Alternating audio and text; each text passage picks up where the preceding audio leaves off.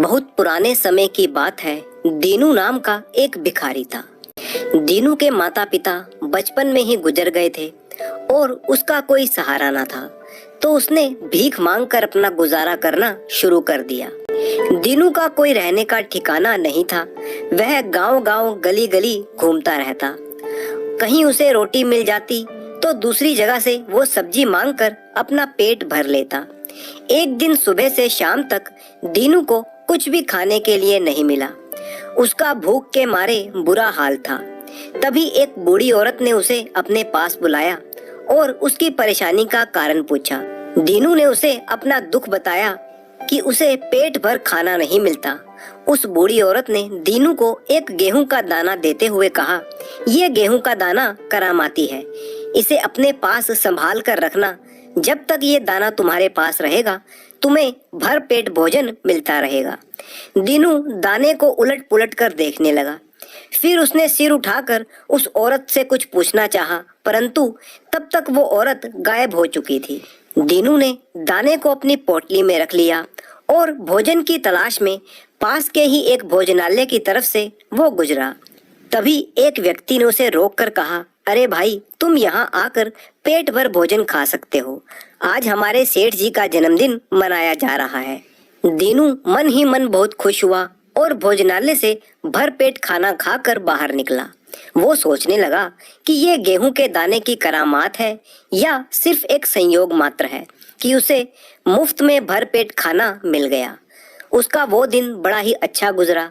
अगले दिन वह घूमते घूमते थक गया तो भोजन के लिए एक घर के पास पहुंचा। उसने दरवाजे पर दस्तक दी। एक सभ्य और पढ़ी लिखी स्त्री ने उसे आदर पूर्वक अंदर बुलाया और कहा, आप यहाँ पर रात्रि को विश्राम भी कर सकते हैं, पहले आप भोजन कर लीजिए।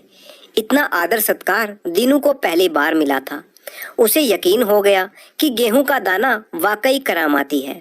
उसने भरपेट भोजन किया, फिर सोने के लिए जाने लगा तो उसने अपनी पोटली में से गेहूं का दाना निकाला और घर की मालकिन को देते हुए कहा, ये गेहूं का दाना मेरे लिए बहुत ही कीमती है, कृपया करके आप इसे संभाल कर रख दीजिए। सुबह जाते वक्त मैं अपना दाना आपसे वापस ले लूंगा। मालकिन ने गेहूं का दाना वहीं मेज पर संभाल कर रख दिया और सोने चली गई। प्रतिदिन की भांति वो औरत सुबह को जल्दी उठ गई और अपनी मुर्गियों को बाड़े में दाना खिलाने लगी। फिर अपनी रसोई में काम करने चली गई। तभी एक मुर्गी खुले दरवाजे से कमरे के भीतर आकर जमीन में बचा कुचा खाना उठाकर खाने लगी। इसी बीच दीनू की आंख खुल गई। उसने देखा कि एक मुर्गी कमरे के अंदर घूम रही थी। दीनू मुर्गी के पीछे दौड़ा। मुर्गी बचने के लिए मेज पर चढ़ गई। उसने झट से वहां पर रखा गेहूं का दाना खा लिया। जब तक दीनू मुर्गी को पकड़ता, मुर्गी दाना खा चुकी थी। दीनू ने शोर मचाना शुरू कर दिया।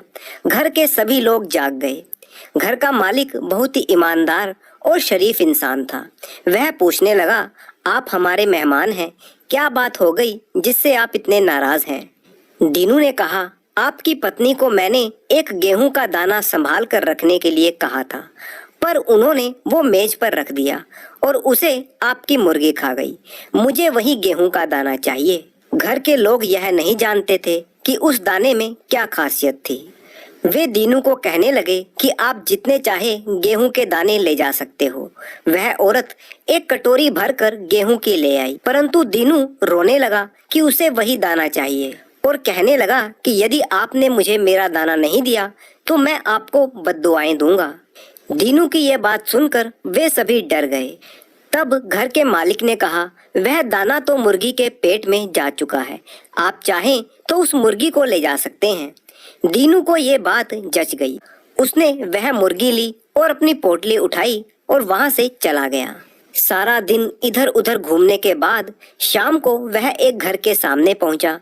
उस घर में भी दीनू का आदर पूर्वक सत्कार किया गया और उसे स्वादिष्ट पकवान खिलाए गए।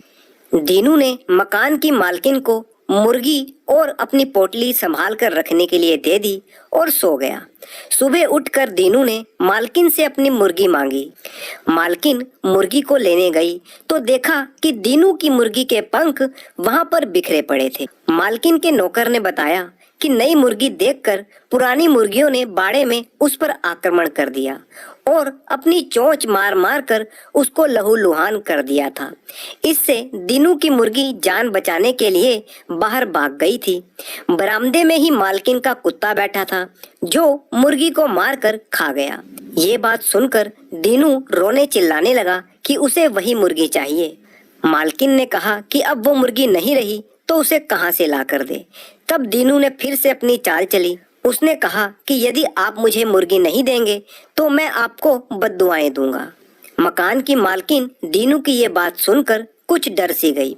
वो उससे विनती करते हुए बोली कि आप उसके बदले में कोई सी भी मुर्गी ले लीजिए, परंतु दीनू नहीं माना। तब मालकिन ने हार कर अपना पालतू कुत्ता दीनू को दे दिया। दीनू ने उस कुत्ते को और अपनी पोटली को उठाया और वहां से आगे चल दिया। आगे जाकर वह एक शानदार महल के सामने रुका। महल में राजकुमारी अपने परिवार के साथ रहती थी। महल की मालकिन ने दीनू को भीतर बुलाया।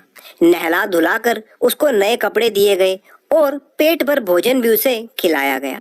महल में रहने वाली राजकुमारी को देखकर दीनू के मन में लालच आ गया। वह सोचने लगा कि एक गेहूं के दाने की करामात के कारण उसे मुर्गी और फिर मालकिन का प्यारा कुत्ता मिल गया। यदि किसी तरह यह कुत्ता मर जाए तो बदले में मैं राजकुमारी को मांग लूंगा और उससे विवाह कर लूंगा। फिर मेरा जीवन सुखमय हो जाएगा। मुझे कभी दोबारा से भीख मांगने की जरूरत ही नहीं पड़ेगी। दीनू ने जानबूझकर कुत्ते को राजकुमारी के पीछे छोड़ दिया। जब राजकुमारी अपनी सहेलियों के साथ बगीचे में खेल रही थी तब कुत्ता जोर से राजकुमारी पर झपट पड़ा। राजकुमारी ने अपने बचाव में एक बड़ा सा पत्थर कुत्ते को दे मारा। कुत्ते को चोट तो लगी परंतु कुत्ता फिर से उठकर राजकुमारी के पीछे भागा। इस बार राजकुमारी ने क्रोध में आकर कुत्ते पर डंडे से वार कर दिया। कुत्ता वहीं पर मरकर ढेर हो गया।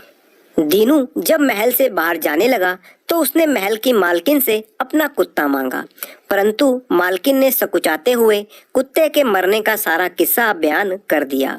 दीनू जोर जोर से रोने लगा कि उसे अपना ही कुत्ता चाहिए। महल की मालकिन ने उसे बहुत समझाया कि वह दूसरा कुत्ता ले ले, परंतु दीनू नहीं माना। तब महल की मालकिन ने असमर्थता प्रकट कर दी। तब दीनू बोला, जिसने मेरा कुत्ता मारा है मुझे वही दे दीजिए, मैं उसी से संतुष्ट हो जाऊंगा। मालकिन को दीनू की ये बात सुनकर बहुत ही क्रोध आया कि एक आदमी कुत्ते के बदले में उनकी बेटी मांग रहा है। मालकिन ने कहा, मैं तुम्हें 1000 अशर्फियां देती हूँ। यदि तुम में कोई हुनर है या किसी कला में निपुण हो तो 1 महीने में अपनी कमाई से दुगना करके लाओ। यदि तुम यह कर सके तो मैं अपनी बेटी का हाथ तुम्हें दे दूंगी। दीनू को धन का लालच आ गया और अशर्फियां लेने को तैयार हो गया। उसने अशर्फियां ली और अपनी पोटली में रखकर आगे चल दिया। रास्ते में दीनू ऊंचे ऊंचे सपने देखने लगा, परंतु वह यह नहीं समझ पा रहा था कि वह किस तरह व्यापार करके इन अशर्फियों को दुगना करेगा। दीनू को भीख मांगने के सिवा कोई और काम आता भी नहीं था।